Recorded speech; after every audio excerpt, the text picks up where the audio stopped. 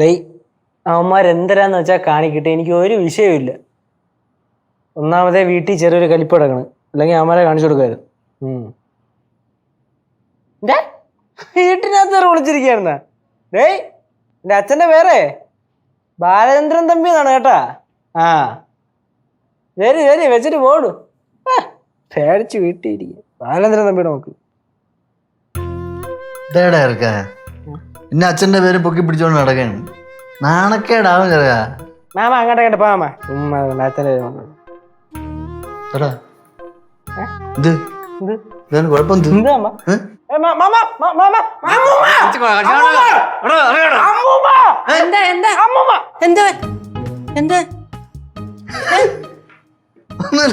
ചുമ്മാ വിളിച്ചേ. ഞാൻ വിചാരിച്ച അവന്മാരെ കണ്ട വന്നെന്ന്.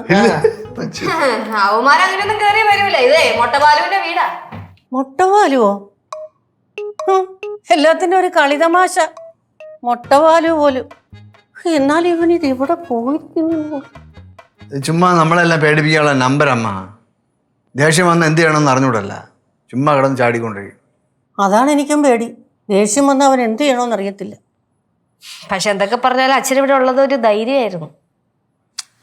ഒന്നാമതമ്മ ഹോട്ടലിൽ പണി നടക്കുന്ന സമയം അളിയനാണ് ഓരോന്ന് ഏറ്റുപിടിച്ചേക്കണേ.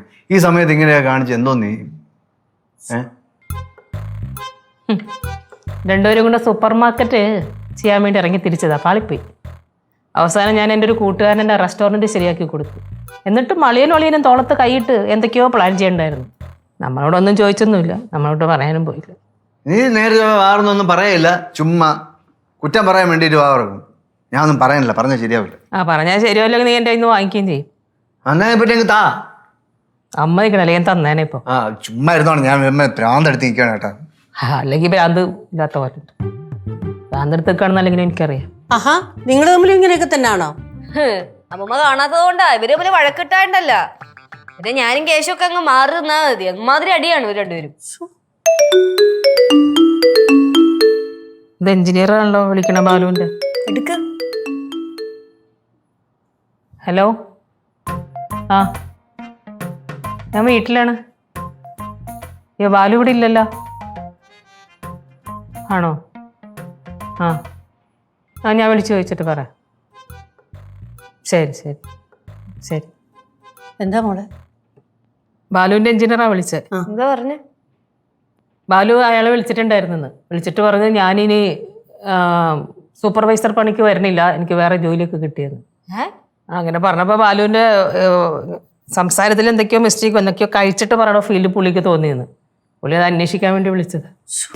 എൻ്റെ ദേവി, ഓ ഇവന് വേണ്ടി ഞാൻ നിന്റെ നടയിൽ എന്തും വേണ്ടി വഴിപാട് നടത്തി. എന്തോ പോലെ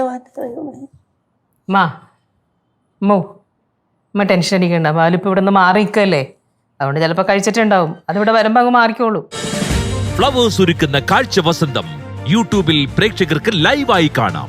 ഫ്ലവേഴ്സ് കോമഡിയിൽ ജോയിൻ ചെയ്യൂ, ആസ്വദിക്കൂ.